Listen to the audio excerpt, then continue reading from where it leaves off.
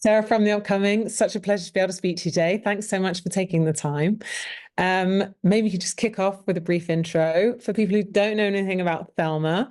What can they expect? It's a movie about a 93-year-old grandmother who falls for a phone scam and then sets out on her own to get the money back. And it's loosely inspired by something that happened to my real life grandma. And I understand it's the first feature that you've written and directed, and like you say, loosely based on an experience that your own grandmother had. What was the Yes. starting point? When did you begin, and why do you think the story is going to work so well on the big screen? The scam, I think it happened in maybe 2018, something like that. And then I think in the weeks after that, the idea kind of started bubbling because, so in real life, she didn't send it. Luckily, we were able to intervene before she officially any money exchanged hands, but she definitely got, panicked, and my family got panicked, and seeing her kind of taken advantage of that way sort of shook me up because she's just been such a sharp, kind of stalwart, like unshakable presence in my life.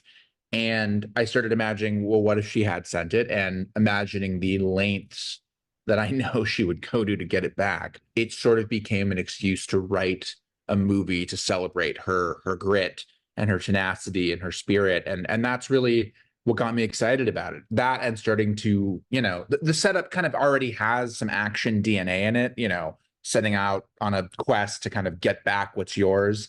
And the idea of then taking those tropes and those ideas and kind of shrinking them down to an everyday scope and scale got me excited as well. And yeah, the hope was to kind of make a lo-fi action movie mixed with sort of a family dramedy about aging and anxiety and all of these things. So it just got me really excited, and I hope there would be something really relatable about it for people too, going through that on either side of that spectrum. And coming to you, June. I mean, what a gift of a role. And I mean, stepping Oh, into yeah.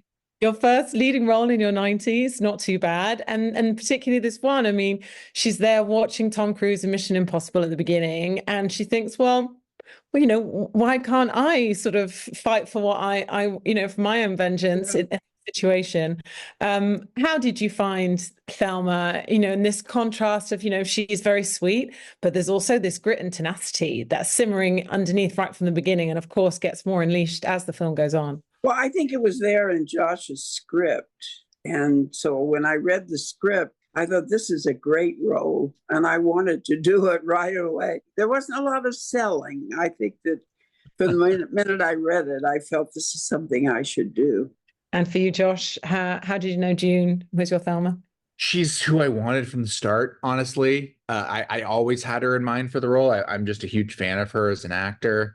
And she has such a wonderful mix of that grit and tenacity that we were talking about, as well as that vulnerability and that humor and that subtlety, and just all of the qualities that felt so right to me for the part. And I just knew that if I could get her to sign on, she would crush it. And I was very, very grateful that she jumped on when she did. She was the first actor to sign on. And it was really, really a huge vote of confidence for us to have her in early. We really felt like, okay, we've got our heart and soul now. We've got kind of the spine of the movie. And the other thing I love about it is how it really balances, sort of genuinely throwing a spotlight on some of the things that do become difficult, as a part of aging.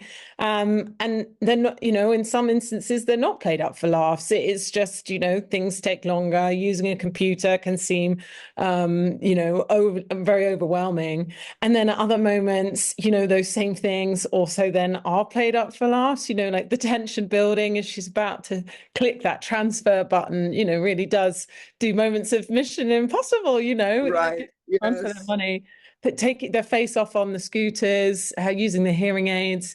So did you think that was like a really good balance to strike, sort of showing both sides of that? And did you have any favorite moments that you loved pulling off? Well, one of the moments I loved was just riding that scooter. That was really fun.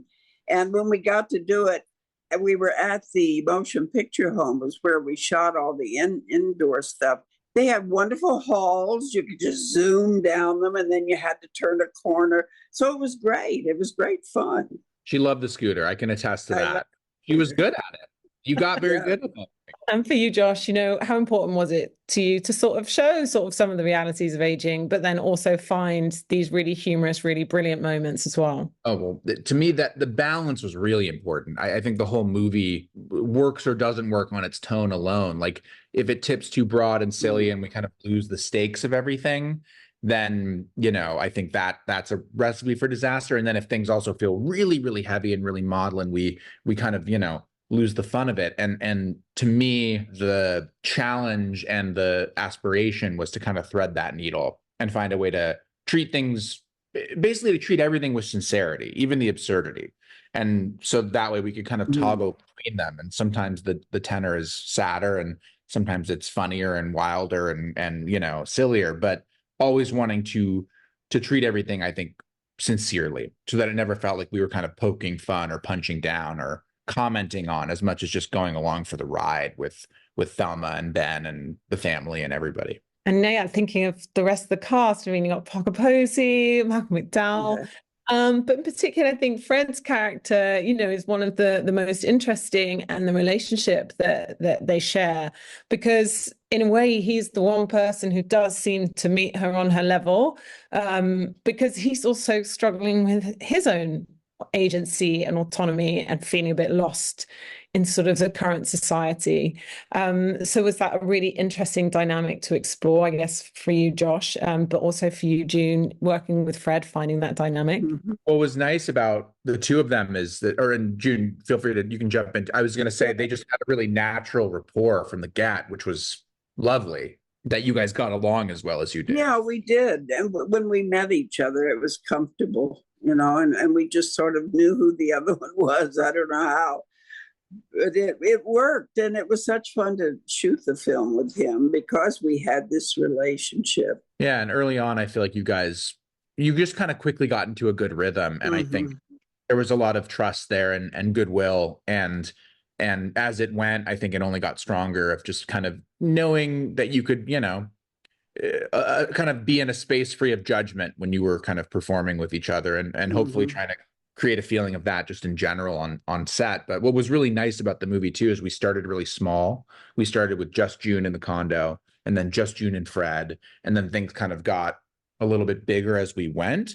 But I think the space to have a slightly leaner crew, to keep it kind of feeling as intimate as we could for those first chapters, was really a gift, I think, for me and for production, and just let us kind of ease our way in, as opposed to feeling like we were kind of thrown into the deep end, as sometimes it can feel. It was easier for Fred and I too. I mean, it's certainly easier for me to start that way.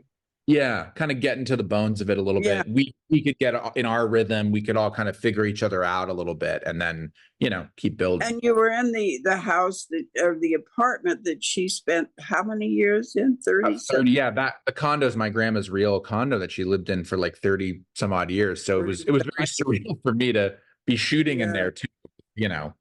People who are playing like members of my family in the place that we actually were, but it was nice. It felt right. But in terms of, what you hope people take away from the film, and I guess we've covered some of those points, is kind of, realizing how challenging it can be to be aging, but also that we shouldn't ignore these people or shut them out or make assumptions about them, but really celebrate them. And then, that really touching moment, I think that Richard says in the middle of the film, we were not what we once were. And so there's definitely sort of a sadness and a melancholy to that. But then seeing Thelma, and what she achieves by the end of the film, there's sort of a great optimism there, and it does make you want to reach out maybe to the people in your life and not sort of dismiss them or overlook them or shut them out, kind of thing. Reach out to your grandmother.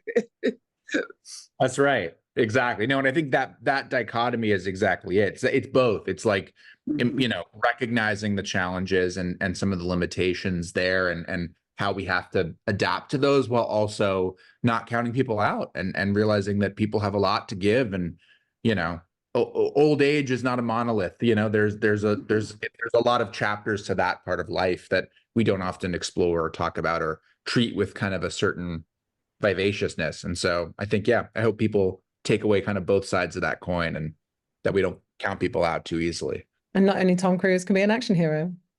Right. Thank you so much for sharing all that with me. I just really can't wait for you. anyone else to chance to see Thelma. Thanks a lot. Thank you so much. Lovely to Nice chat to you. Thanks. Bye. Bye. Hey.